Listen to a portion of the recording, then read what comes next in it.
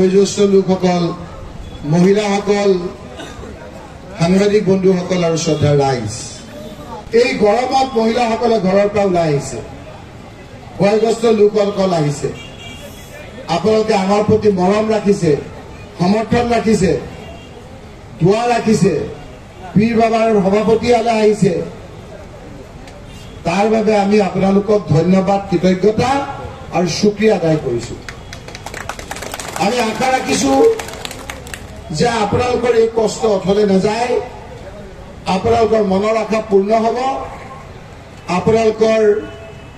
ভোটেৰে আমি সংসদ হ'ব পাৰিম, আৰু যিটো আশাৰে মোক আপোনালোকে ভোট দিবলৈ বিচাৰিছে সেই আশা মহান আল্লাহ তাআলাই আমাক পূৰণ কৰিব। মোক সুধিছে চবে যে তুমি যে ধুবুৰীত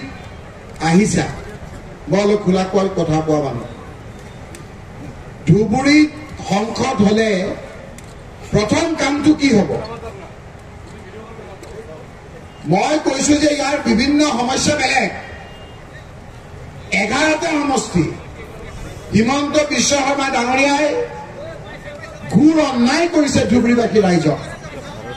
ইলেকশ্যন কমিশ্যনৰ জৰিয়তে যি ডিলিমিটেশ্যন কৰিলে ভাৰতবৰ্ষৰ ভিতৰত এই সমষ্টি ৰাইজক অন্যায় কৰিলে। 11টা সমষ্টি এই ধুবুৰী লোকসভা সমষ্টি। হাফিজ ৰছিদ চৌধুৰী সাহেবৰ কৰিমগঞ্জত 12 লাখৰ পৰা 13 লাখ ভোট বোধ হয়, 14 লাখ ভোট, 14 লাখ ভোট। আৰু আমাৰ এই ধুবুৰীত 27 লাখ ভোট ৰাইজ। তেওঁ জিকিলেও 5 কোটি টকা পাব সমষ্টি ৰাইজক। মই কৈছো আমাৰ বিভিন্ন ঠাইৰ সমস্যা বেলেগ বেলেগ। মানকেচৰ সমস্যা বেলেগ, চালচন্দ্ৰৰ সমস্যা বেলেগ, সৃজনদেৱৰ সমস্যা বেলেগ, ধুবুৰীৰ সমস্যা বেলেগ। আমাৰ ইয়াৰ অন্যতম এটা সমস্যা ডাঙৰ হ'ল গৰাখহনীয়া সমস্যা, হয়নে নহয় আপোনালোকৰ? সকলোতকৈ ডাঙৰ ইয়াৰ সমস্যা হ'ল গৰাখহনীয়া সমস্যা। ইয়াৰ সমস্যা হ'ল ৰাস্তা ঘাটৰ সমস্যা, ইয়াৰ সমস্যা হ'ল মূল্য বৃদ্ধিৰ সমস্যা, ইয়াৰ সমস্যা হ'ল কাৰেণ্টৰ বৃদ্ধি হোৱা সমস্যা, ইয়াৰ সমস্যা হ'ল চাকৰি বাকৰি নোপোৱা সমস্যা। কিন্তু সকলোতকৈ ডাঙৰ সমস্যাটো হ'ল হিমন্ত বিশ্ব শৰ্মা আমাৰ সমস্যা। সকলোতকৈ ডাঙৰ সমস্যা মুখ্যমন্ত্ৰী হিমন্ত বিশ্ব শৰ্মা আমাৰ সমস্যা। কিয় সমস্যা? আমাৰ ইয়াৰ মানুহে কৰ্ম কৰি খায়, ৰাতিপুৱা ওলাই যায়, গধূলি ঘৰত আহে। সৃজনগ্ৰাম ধুবুৰীৰ বিভিন্ন ঠাইৰ পৰা গুৱাহাটীলৈ লৰা যায়, তেওঁলোকে কনষ্ট্ৰাকশ্যনৰ কাম কৰে, বিল্ডিং বনায়। বিজেপিৰ ডাঙৰ ডাঙৰ নেতাবিলাকৰ বিল্ডিং বনায়। বিজেপিৰ ডাঙৰ অফিচটো এই সৃজনগ্ৰাম ধুবুৰী মানুহে বনাইছে। চবেই জানে যে আমাৰ ইয়াৰ পাইলিংটো আমাৰ খুব ভালকে কৰে, বেলেগ মানুহে কৰিব নোৱাৰে। বিল্ডিঙৰ যিটো পাইলিং কৰে, সেই পাইলিং সৃজনগ্ৰাম ধুবুৰীৰ ল'ৰা ছোৱালীয়ে ভালকে কৰে। অৰ্থাৎ আমাৰ মানুহে কৰ্ম কৰে, দিনে ৰাতিয়ে কৰ্ম কৰে। কৰ্ম কৰি ভাবে যে গোটেই বছৰটো কৰ্ম কৰিছো, ঈদৰ সময়ত আমি পইচা লৈ যাম, নিজৰ ল'ৰা ছোৱালী লৈ শান্তিৰে থাকিম, কাপোৰ কানি দিম, ঈদৰ সময়ত আমি ভালকে থাকিম। ৰোজা ৰমজানৰ দিনত ভোকত থাকি ইবাদত বন্দেগী কৰি আমি কষ্ট কৰি ঘৰলৈ আহো। ঘৰলৈ আহি আমি যেতিয়া ভালকৈ পৰিয়ালটোৰ লগত থাকো, শুই থকা অৱস্থাত ঘৈণীয়েকৰ বুকুৰ পৰা গিৰিয়েকক কাঢ়ি লৈ গৈ জেলত লৈ যায় বিভিন্ন আইনৰ যোগেদি এই হিমন্ত বিশ্ব শৰ্মা, হয়নে নহয় কওক? ডেকা ল'ৰাবিলাকক ৰাতি উঠাই লৈ লৈ বুকুত গুলিয়াই দিয়ে, ভৰিত গুলিয়াই দিয়ে, হয়নে নহয় কওক? পৰীক্ষা আছে সময়তে বদলি ৰাজবাল ডাঙৰীয়াই কৈছে যে মুছলমান ল'ৰা ছোৱালীবিলাক চুৰ ডকাইত আৰু সেই ল'ৰাবিলাক ধৰ্ষণকাৰী, হয়নে নহয় কওক? কৈছে নে নাই চুৰ ডকাইত বুলি? লাগে নেকি ভিডিঅ' আপোনালোকক? যিসকলে তেওঁক সংসদ কৰিলে, যিসকলে তেওঁক ভোট দিলে, হিমন্ত বিশ্ব শৰ্মা কোৱাৰ লগে লগে সেই মানুহসকলক চুৰ ডকাইত আৰু ধৰ্ষণকাৰী বুলি কয়। আৰু কি কৈছে? আমাৰ ল'ৰাবিলাক বোলে ৰাস্তাত ৰখি থাকিলে, ছোৱালী গলে কেছটো বোলে গৰম হৈ যায়। এনেই হিমন্তই বিচাৰি থাকে আমাৰ মানুহক বিপদত পেলাবলৈ। যদি এজন সাংসদে এনেকে ধৰণৰ কথা কয় তেতিয়াহ'লে সুবিধা পাবনে নাপায় ৰাইজ যি জুই হিমন্ত বিশ্ব শৰ্মাই জ্বলাইছে তাত ঘিউ পেট্ৰল ঢালি ভক ভককে জ্বলাই দিবলৈ বদৰুদ্দিন আজমল ডাঙৰীয়াই তেখেতক সহায় কৰিছে সেইকাৰণে ৰাইজ আপোনালোকক কৈছো এই যে ভোটটো দিব সেই ভোটটো উৎসৱ নহয় আনন্দ নহয় যে এটা অফিচ খুলি ইউডিএফৰ আপোনালোকে বহি থাকিব এটা এজিপিৰ অফিচ খুলি আপোনালোকে বহি থাকিব এই ভোটটো হ'ল আপোনালোকৰ ভৱিষ্যত এই ভোটটো হ'ল আপোনালোকৰ জীৱন এই ভোটটো আপোনালোকৰ যদি ভুল হৈ যায় আপোনালোকৰ ল'ৰা ছোৱালীৰ জীৱনটো ধ্বংস হ'ব গোটেই জীৱন আমি ভয় ভয়কে থাকিব লাগিব এই ভোটটো আমাৰ সেইকাৰণে কিছু সকলোতকৈ বেছি গুৰুত্বপূৰ্ণ আমি যদি 7 তাৰিখে ভোটটো বেলেগ জেগাত দি দিওঁ 8 তাৰিখে যদি কওঁ হাই হাই আমি কি কৰিলো তেতিয়া ইয়াৰ নফচি কৰি একো লাভ নহ'ব ৰাইজ সেইকাৰণে সময় থাকোঁতে আমি 7 তাৰিখে চিন্তা কৰিব লাগিব এটা ভোট যদি আপোনালোকে বদৰুদ্দিন আজমল ডাঙৰীয়াক দিয়ে এটা ভোট কংগ্ৰেছৰ নষ্ট হয় 2টা ভোট বিজেপিক দিয়া হয় ৰাইজ 2টা ভোট বিজেপি লাভ হয় এটা ভোট আপোনালোকে বদৰুদ্দিন আজমল ডাঙৰীয়াক নিদিব ৰাইজ দিব নেকি আপোনালোকে নিদিয়ে নহয় আপোনালোকে সকলোৱে থিৰাং কৰিছে যোৱাকালি আপোনালোকে মানুহ দেখিছে যোৱাকালি গৌৰীপুৰত প্ৰিয়ংকা গান্ধী মিটিঙত মানুহ কিমান হৈছে দেখিছে কতো অসমৰ অভূতপূৰ্ব মানুহ কিমান গাড়ী ঘোঁৰা আনি নৰেন্দ্ৰ মোদী ডাঙৰীয়াৰ মিটিঙত হিমন্ত বিশ্ব শৰ্মাই চৰকাৰী টকা পইচা খৰচ কৰে আমি মানুহক পইচা দিয়া নাই মানুহৰ বুকুত বেদনা আছে হিমন্ত বিশ্ব শৰ্মাৰ বিৰুদ্ধে ক্ষোভ আছে বদৰুদ্দিন আজমল ডাঙৰীয়াৰ বিৰুদ্ধে ক্ষোভ আছে সেই ক্ষোভবিলাকৰ ভোটৰ আকাৰ লৈছে আপোনালোকে চাব নিজৰ ঘোঁৰা গাড়ী দি মানুহ আহিছে তাত ঘোঁৰা গাড়ী দি নিজৰ ট্ৰেক্টৰত ট্ৰেইলাৰ লগাই মানুহ আহিছে মানুহ আহি কৈছে যে প্ৰিয়ংকা গান্ধী ডাঙৰীয়া আনি আপোনালোকে ইমান কষ্ট কৰি আহিছে চিন্তা নকৰিব বদৰুদ্দিন আজমল ডাঙৰীয়াক ইয়াৰ পৰা আমি ৰেকৰ্ড সংখ্যক ভোটত হৰুৱাম সেই কথা কালি বাৰ্তা লৈ গৈছে ভাৰতবৰ্ষত বাৰ্তা পাইছে যে বদৰুদ্দিন আজমল ডাঙৰীয়াৰ জৰিয়তে হিমন্ত বিশ্ব শৰ্মাক আমি সাৱধানবাদী সোমাই দিছো সেইকাৰণে আজি আপোনালোকক কৈছো ৰাইজ বদৰুদ্দিন আজমল ডাঙৰীয়া আপোনালোকে ইয়াৰ পৰা আঁতৰাই দিয়ক 30 পৰৰ পৰা মুখ্যমন্ত্ৰী অঁতৰোৱাৰ দায়িত্ব ৰকিবুল হুছেইন আৰু আপোনালোকে এই দুখলক চিন্তা নকৰিব আপোনালোকে সেইকাৰণে দল মত নিৰ্বিশেষে সকলো আজি আপোনালোকৰ মাজত আহিছে মই আৰু বেছি কথা নকওঁ আপোনালোকক ক'ব লাগিব জানো আপোনালোকক এনআৰচিৰ কথাবিলাক জানে নে নাজানে আপোনালোকে পাহৰি গ'লো আজি আমাৰ হাফিজ শশী চৌধুৰী চাহাব আহিছে আইনজ্ঞ পণ্ডিত কেনেকৈ আমচুৰ জৰিয়তে যেতিয়া কেছ কৰিছিল সুপ্ৰিম কোৰ্টত কেনেকৈ মই মন্ত্ৰী থকা অৱস্থাত সহায় কৰিছিলো সেই কথাখিনি সাক্ষী থাকি এই আইনজ্ঞ পণ্ডিত হাফিজ শশী চৌধুৰী আজি আমাৰ লগত নাই মুহিম মজুমদাৰ চাহাব তেখেতক কেনেকৈ মই মন্ত্ৰী থাকোঁতে আমাৰ ঘৰলৈ আনি কেনেকৈ দিল্লীলৈ লৈ গৈছিলো কেনেকৈ আজি কপিল চিবালৰ কথা কয় সেইটোতো হয়েই চলি চোৰাবজী বুলি আৰু ভাল উকিল আছিল কেনেকৈ ধৰিছিলো এইসকল সাক্ষী আছে এই লোকসকলে ক'ব এনআৰচি সময়ত আমি পাহৰি গৈছো যে আমি মানুহখিনি এখন গাড়ী ধুমাই আমাৰ নিজৰ নাগৰিকত্ব প্ৰমাণ কৰিবলৈ আমি পৰিয়ালবিলাকক লৈ যোৰহাট ডিব্ৰুগড় নগাঁৱলৈ ঘূৰি ফুৰিবলগীয়া হৈছিল নে নাই ৰাইজ আজি বিপদৰ সময়ত আমি পাহৰি গৈছো সেই সময়ত বদৰুদ্দিন আজমল ডাঙৰীয়াই এনআৰচি সময়ত আপোনালোকক সহায় কৰিছিল নেকি আমচু আৰু জমিয়তৰ লগত মই ৰকিবুল হুছেইন দিল্লীলৈ গৈছিলো কপিল চিবাল ইন্দিৰা জয়সিং সলমান খুৰছিদ বিবেক তানখা ডাঙৰ উকিলক ধৰিছিল এজন উকিল থিয় হলে একবাৰত 15 লাখ টকা লাগে 50 বাৰ তেনেকে থিয় হৈছে 50 বাৰতকৈ বেছি থিয় হৈছে সেই সময়ত আপোনালোকৰ কাৰণে তাত যুঁজি আপোনালোকৰ এনআৰচিৰ নাম সোমোৱাত সফল হৈছিল ৰাইজ বদৰুদ্দিন আজমল ডাঙৰীয়াই সেই সময়ত কোন উকিল ধৰিছিল আপোনালোকৰ ওচৰত আহি ক'ব নোৱাৰে ৰাইজ ক'ব নোৱাৰে তেওঁ কোনো বিপদৰ সময়ত আমাৰ লগত তেওঁ নাই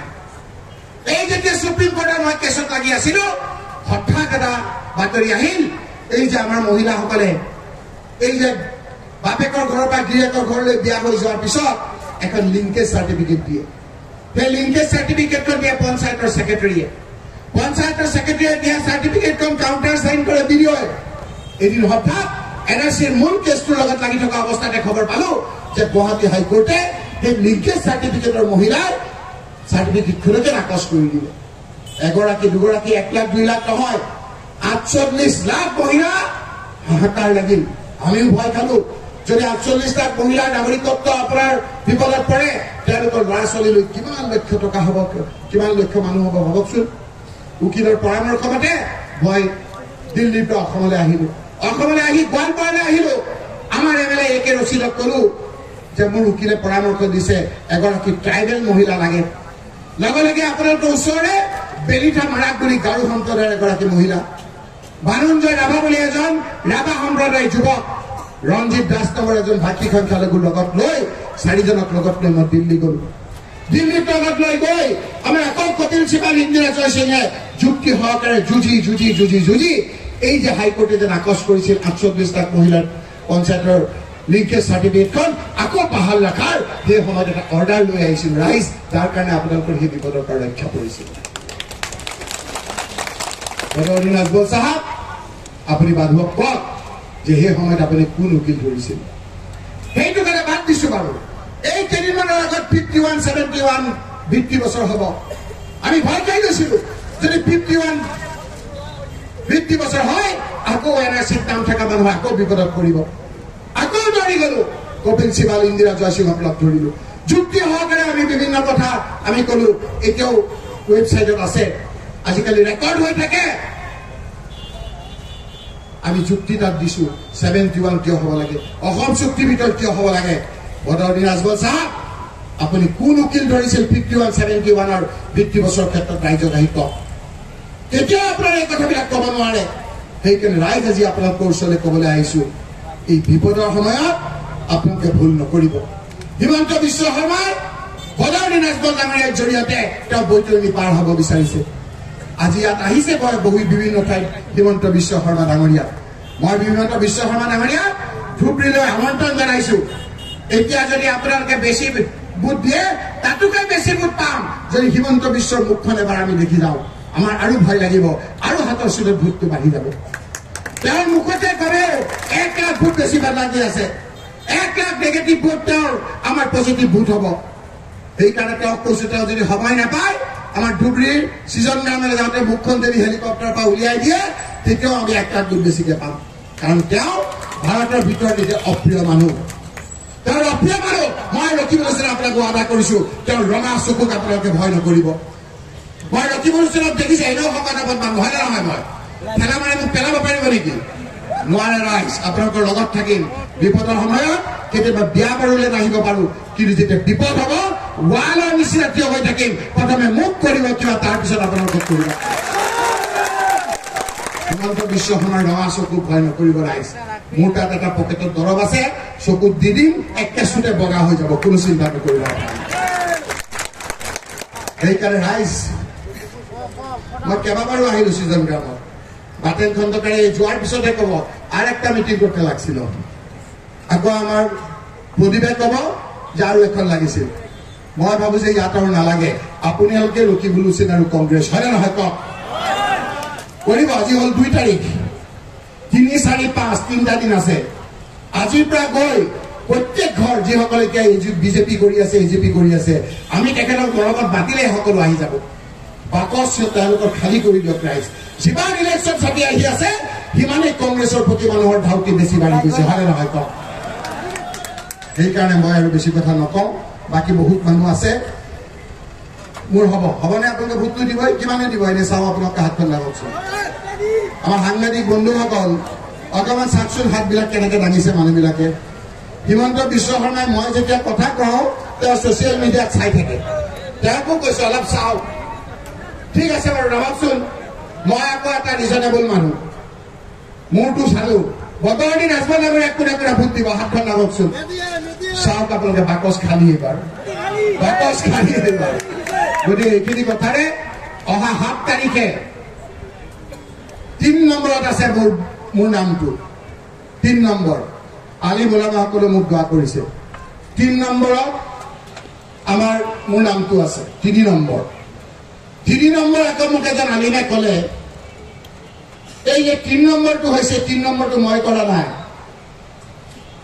3 নম্বৰটো আপোনাৰ হুকুমি হৈছে আল্লাহ তাআলাই কৰিছে 3 নম্বৰ 3 নম্বৰটো সকলো ধৰ্মৰ কাৰণে লাকি নম্বৰ 0 কেনেকে জানে হয় না নহয় আমি যে নামাজ পঢ়াৰ আগত পাক হওঁ পাক পবিত্ৰ হওঁ কি কৰো আমি অজু কৰো না নকৰো অজু কৰিলে আমি পাক হওঁ না হওঁ নামাজ পঢ়ো নপঢ়ো তেতিয়া কওকচোন অজু কৰোঁতে কি কৰো হাত কেইবাৰ ধুওঁ কুলি কেইবাৰ কৰো নাকত পানী কেইবাৰ দিওঁ মুখত কেইবাৰ দিওঁ হাতত কেইবাৰ দিওঁ মূৰত ভৰিত কেইবাৰ দিওঁ তিনিবাৰ দিয়াৰ পিছত আমি কি হওঁ পাক হওঁ পাক হৈ আল্লাহ তাআলাৰ ওচৰত ইবাদত কৰো হয় নে নহয়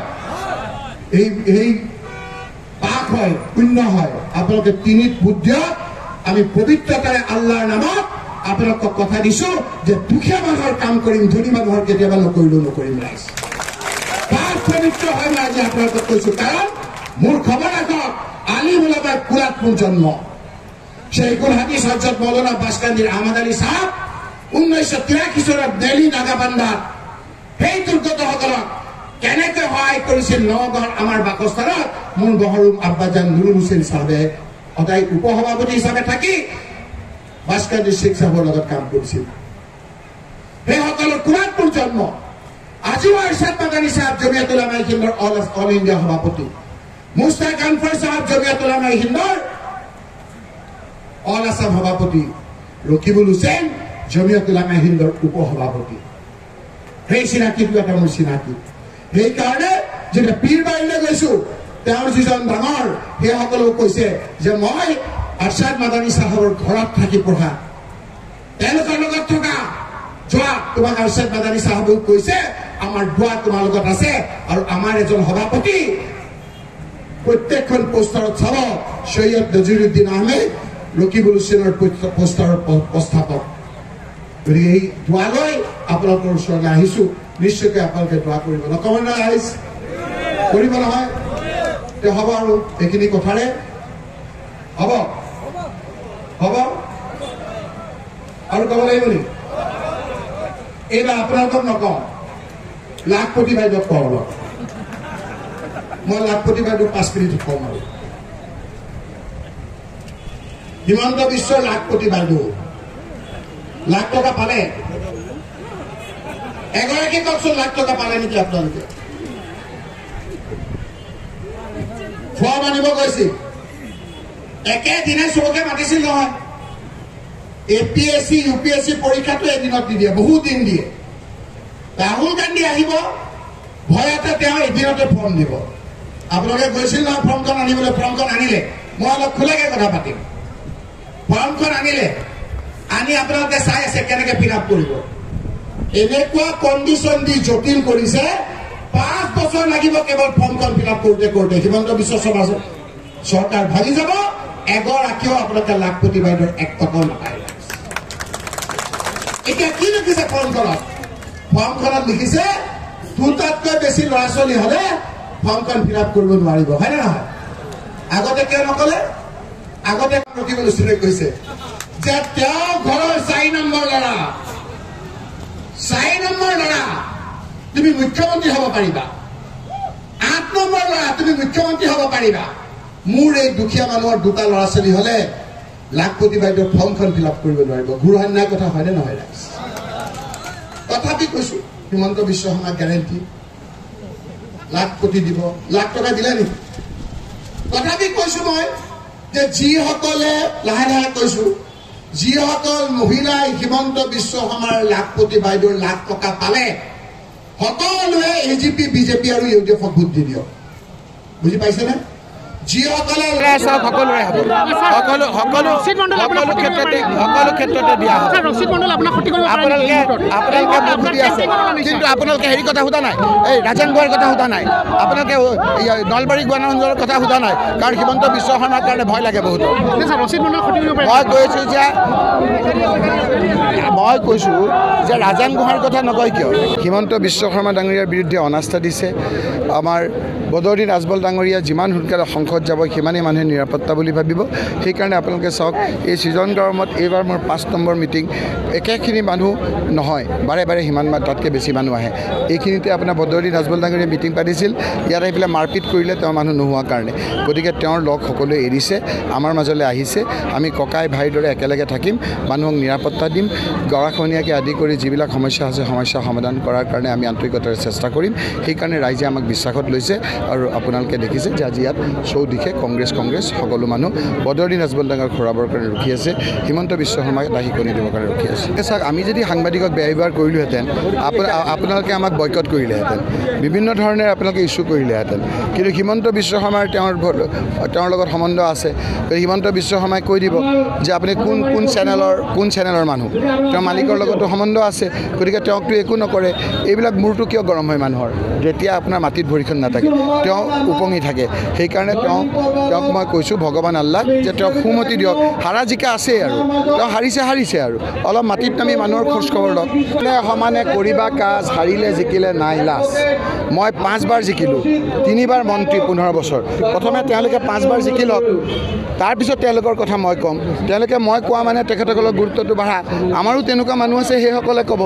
গতিকে মই 25 বছৰ কাল বিধায়ক হৈ আছোঁ, 15 বছৰ 14 বছৰ কাল মন্ত্ৰী হৈ আছোঁ। তেওঁ প্ৰথমে সেইখিনি হৈ লওক, তাৰপিছত মোক বেকা কৰি মানুহক সমালোচনা কৰিব। তেওঁলোকৰ কাৰণে গৌৰৱ গগৈ বিজেপিৰ লগত থকা মানুহ বহুতে ভোট দিব। যে গড় অসমত কেঁচিয়া বেছি মৰা হৈছিল, যেতিয়া হিমন্ত বিশ্ব শৰ্মাই তৰুণ গগৈৰ দিনত মুখ্যমন্ত্ৰী হ'ব বিচাৰিছিল। মই যেতিয়া তেওঁক মুখ্যমন্ত্ৰী হিচাপে ছাপোৰ্ট কৰা নাছিলোঁ, সেই সময়ত আমাৰ তৰুণ গগৈ ডাঙৰীয়াক মই কৈ SB এক্সপাৰ্ট খগেন শৰ্মা ডাঙৰীয়াক পঠিয়াইছিলোঁ যে গড় কোনে মাৰে। গড় আগতে চোৰাং চিকাৰীয়ে মাৰিছিল 303 বন্দুকেৰে, কিন্তু মই যেতিয়া মন্ত্ৰী আছিলোঁ হঠাৎ AK-47 আৰু AK-56 দি মাৰা হ'ল। AK-47 AK-56 কোনে ব্যৱহাৰ কৰিছিল? যিসকল এক্সট্ৰিমিষ্ট আছিল, যিসকলে ছাৰেণ্ডাৰ কৰিছিল। সকলোৱে জানে যে ছাৰেণ্ডাৰসকলৰ লগত কাৰ ভাল, আৰু সেইকাৰণে তেওঁ মোক এখন চিঠি দিছিল যে মোক যদি তুমি কোৱা তেতিয়াহ'লে মই গড় হত্যা বন্ধ কৰিব পাৰিম। মই পিছদিনাই দিছিলোঁ যে মোৰ বিশ্বাস, আপোনালোকে তেতিয়াও মই প্ৰেছত কৈছিলোঁ, মোৰ বিশ্বাস, অগাধ বিশ্বাস যে অসমত এজনেই গড় হত্যা বন্ধ কৰিব পাৰিব, সেইজন হ'ল আপুনি। কাৰণ আপুনি এই কথাটো ভালকৈ জানে। আপুনি মোক বিচাৰিছে চিঠি দি, মই আজিয়ে বিচাৰিছোঁ, প্লিজ আপুনি হেল্প কৰক। গতিকে এই কথাবিলাক দিনৰ পোহৰৰ দৰে স্পষ্ট যে কাৰ কাৰণে গড় হত্যা হৈছিল আৰু কাৰ কাৰণে এতিয়া বন্ধ হৈছে, সেই কথাখিনি সকলোৱে জানে। আজি আপুনি কৈছে এই কথাখিনি ময়ে কেতিয়াবা ক্লেৰিফিকেশ্যন দিছোঁ। যদি আৰু লাগে, এতিয়া মই গুৱাহাটীত যাব পৰা নাই, গুৱাহাটীত গ'লে তেওঁ দিয়া মোক চিঠি, মই দিয়া উত্তৰ সকলো আপোনালোকৰ জৰিয়তে ৰাইজক জনাম। এইমাত্ৰ মই দি আহিলোঁ, এইমাত্ৰ মই কেছ দি আহিলোঁ, আমাৰ স্পীকাৰ মহোদয়ৰ হাতত দি আহিছোঁ কমপ্লেইন। এনেকৈ ধৰণৰ আপোনাৰ তেওঁ আমাৰ বিধায়কে যিটো পাৰ্টিৰ পৰা জিকিছে, সেই পাৰ্টিৰ লগত নথকাৰ কাৰণে 24 ঘণ্টাত MLA চিট কেঞ্চেল হৈছে